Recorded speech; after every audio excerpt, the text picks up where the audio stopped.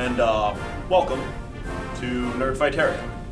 I know that this is the whitest Barack Obama impression that you have ever heard. I understand that I am embarrassing myself on the internet, in front of Congress, the House of Representatives, and every Nerdfightarian out there. This is not what I am here to say. I'm here to wish Mr. John Green of the Vlog Brothers a very happy birthday. Nerdfighters are a very important stimulus package, and I hope that you all are one. The Nerdfighters are the greatest American stimulus package we've gotten in the past few years. And to John Green, I thank you. Hello, John. Now that I've successfully cascaded over embarrassment and race, over politics, and having no shame, happy birthday.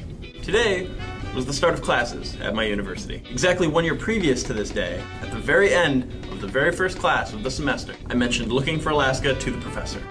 Today, I'm in the bookstore getting my books, and what do I see on the English shelf? Looking for Alaska. So I emailed the professor. I apparently swayed her so much with the synopsis of your book, it's now part of her young adult curriculum. Happy birthday! I mean, the campus bookstore sells Abundance of Catherine's, Paper Towns, Looking for Alaska, but they had never been on the curriculum shelves, and now Looking for Alaska is. So that, Mr. John Green, is my gift to you. So being that this is the very first day of the new semester of the school year, I got to thinking. During those ice-breaking games where people talk about their name and their major and how long they've been here and an interesting fact about themselves, I know that most people get so nervous. I mean, like, name, grade, major, how long you've been here, interesting thing about you. It's really nothing new, yet most of us freak out. I was up in front of the class today, and I'm a fine public speaker. I have no shame, as referenced by the beginning of the video. But I'm up in front of the class and she's like, tell us something interesting about yourself. And I was like, I blanked for a second. And I generally tell the same interesting fact about myself every time I take a class.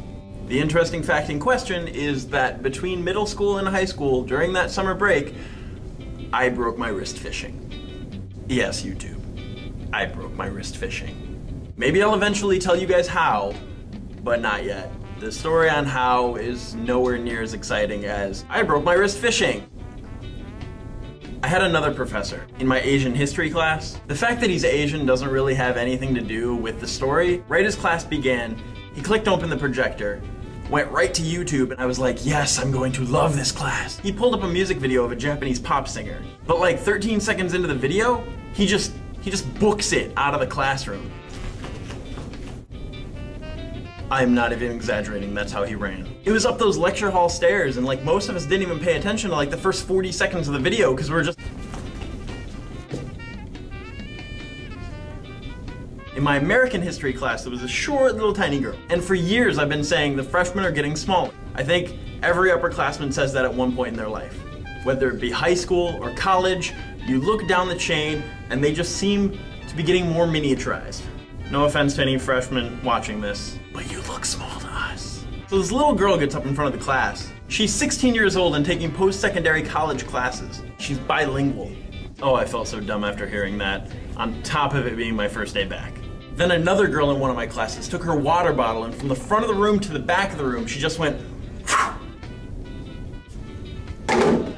if she's not a nerd fighter, she's a future nerd fighter. Anyways, John, I hope you had a great birthday. You've been one of the most influential people in my life the past few years. Thank you. Happy birthday. Nerd fighters.